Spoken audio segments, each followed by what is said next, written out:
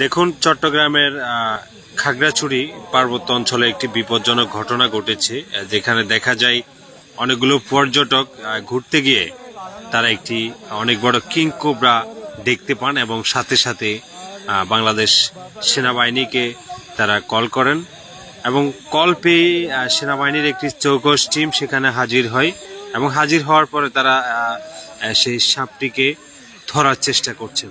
দেখুন দেখুন কত বড় সাপ! ও মাই গড, ও মাই গড! দেখুন, বাংলাদেশ সেনাবাহিনীর দুজন সদস্য সেই সাপটিকে ধরার চেষ্টা করছে।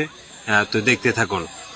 আসলে পার্বত্য অঞ্চলগুলো খুবই, ও মাই গড, ও মাই গড, কত বড় সাপ! দেখুন, এটা কমপক্ষে 10 থেকে 12 হাত লম্বা হতে পারে এবং কি পরিমাণ মোটা ভালোভাবে একটু খেয়াল করুন। যেটা বলছিলাম, পার্বত্য অঞ্চলগুলো আসলে বর্ষার সময় একটু বিপজ্জনকই হয়, কারণ বিভিন্ন স্থানে পানি জমে থাকে, যেখানে সাপরা ভালোভাবে চলাফেরা করতে না পারার কারণে তারা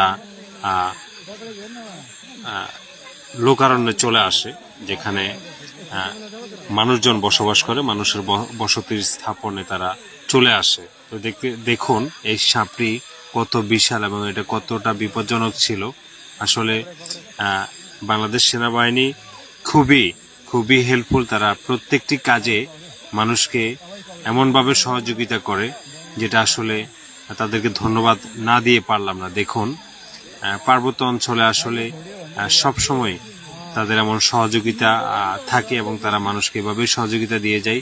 দেখুন, বাংলাদেশ সেনাবাহিনীর পাশাপাশি একজন উপজাতি ভাইও আছে, যিনি সাপটি ধরার জন্য সহযোগিতা করছেন। দেখুন কত মোটা একটি সাপ! এটা হচ্ছে কিং কোবরা। কিং কোবরা, দেখুন কত শক্তিশালী এই সাপটি! ও মাই গড, ও মাই গড! দেখুন দেখুন কত বড় এই সাপটি! ও মাই গড, ও মাই গড! বন্ধুরা, এই একই জায়গায় ইতিপূর্ব সেম আরেকটি ঘটনা ঘটেছে এবং এর থেকে বড় একটি সাপ সেখানে ধরা হয়। একবার ভাবুন তো, এই সাপটি যদি আপনার সামনে পড়তো তাহলে আপনি কি করতেন? চিন্তা করুন, এমন সাপের হাত থেকে আসলে বেঁচে ফেরাটাও খুবই মুশকিল। শেষ পর্যন্ত সাপটিকে